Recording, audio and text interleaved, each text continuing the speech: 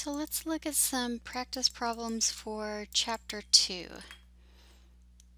And let me get my pen ready.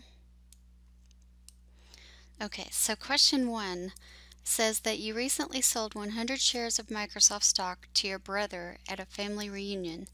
At the reunion, your brother gave you a check for the stock and you gave your brother the stock certificates. Which of the following best describes this transaction?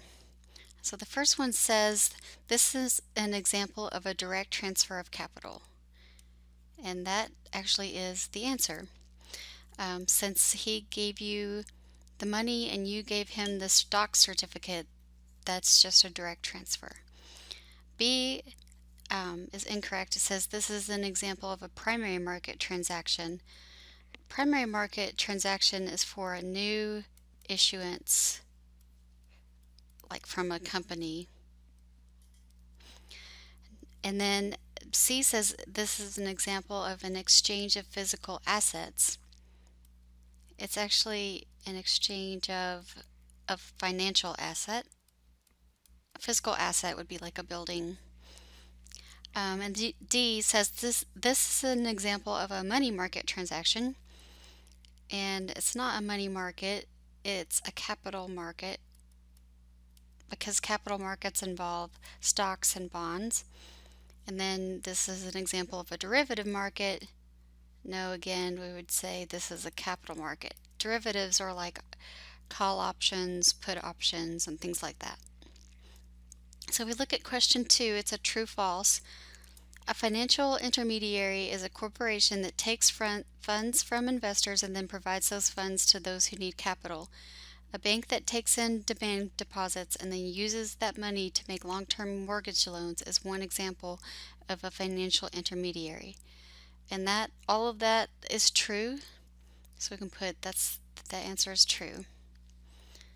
And then if we look at question 3, which of the following is an example of a capital market instrument? Well, capital market should be stocks or bonds. So the only thing I see that says stock is letter B. Commercial paper, U.S. Treasury bills, bankers' acceptances, and money market mutual funds are all money market instruments. And then question 4, which of the following statements is correct? If you purchase 100 shares of Disney stock from your brother-in-law, this is an example of a primary market transaction. So this is not correct. It would be a direct transfer, like we saw earlier. And then B, if Disney issues additional shares of common stock through an investment banker, this would be a secondary market transaction. This is not correct. This would be a primary market transaction because it involves the company getting money for issuing shares. Secondary is like when we're trading stocks back and forth using our Scottrade accounts in the New York Stock Exchange. And then C, the New York Stock Exchange is an example of an over-the-counter market. No, it's a physical exchange because it has an actual building and location.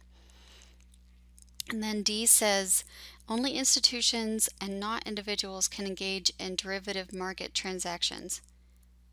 So, and not individuals is wrong.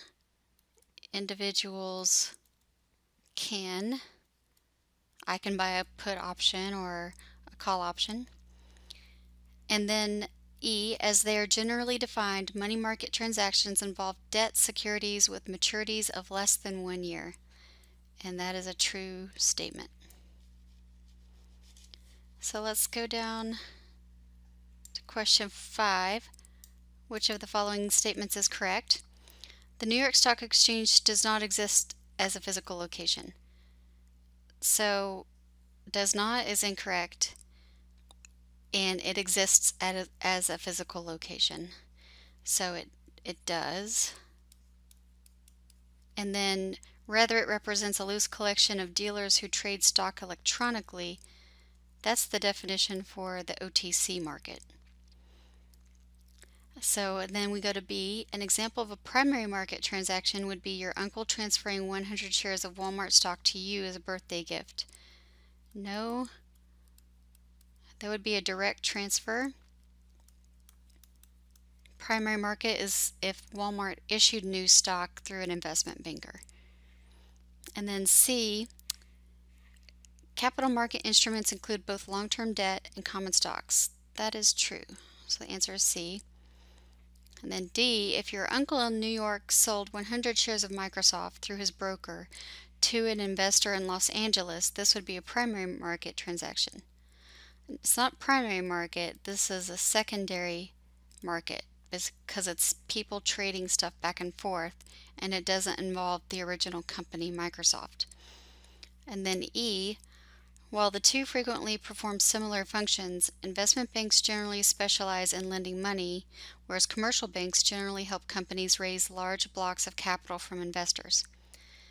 Well, for this to be true, we would have to change these two words. This is the opposite. So if we said the first one was commercial banks, that would be true, and the second word was investment banks, then that whole statement would be true. So let's look at question 6. Money markets are for not foreign currencies, not consumer automobile loans, not common stocks, not long-term bonds. So we know it has to be E, but money markets are short-term debt securities. Treasury bills, commercial paper, things like that are examples. And then number 7 is a true-false. Hedge funds are somewhat similar to mutual funds. The primary differences are that hedge funds are less highly regulated, have more flexibility regarding what they can buy, and restrict their investors to wealthy, sophisticated individuals and institutions. And actually, all of that is true. So if you want to memorize that about hedge funds. And then let's look at question 8. Which of the following statements is correct?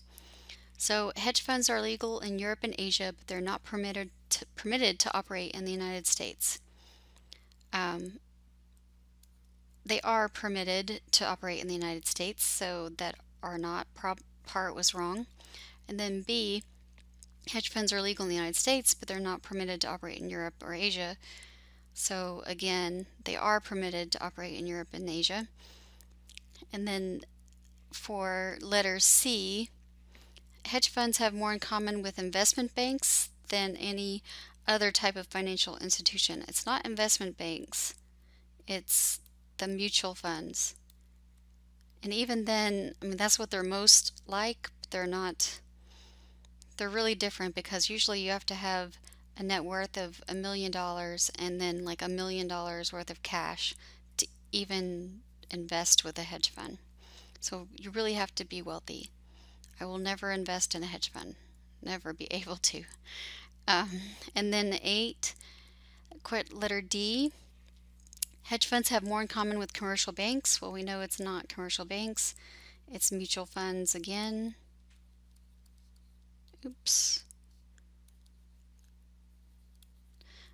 And then E, hedge funds, this whole sentence you can read. Not highly regulated. Their justification, there's only sophisticated investors, which means wealthy people are allowed to invest in these funds, and they should be smart enough to do due diligence on their own rather than have it done by the SEC or some other regulator. Now that is true. It doesn't necessarily mean it's good, but that is true. So question 9, which one is correct? So A says, while the distinctions are becoming blurred, investment banks generally specialize in lending money, whereas commercial banks generally help companies raise capital from other parties. And that's like that other one we saw. It's not true. We would have to reverse these two words. And then B, the New York Stock Exchange operates as an auction market, whereas NASDAQ is an example of a dealer market. That is true. And then if we look at C, money market mutual funds usually invest their money in a well-diversified portfolio of liquid common stocks. There's no such thing as a liquid common stock. They invest in things like treasury bills, commercial paper, bankers' acceptances, things like that. Money markets for D, money markets are markets for long-term debt and common stocks. It wouldn't be money markets, they would be capital markets to make this true.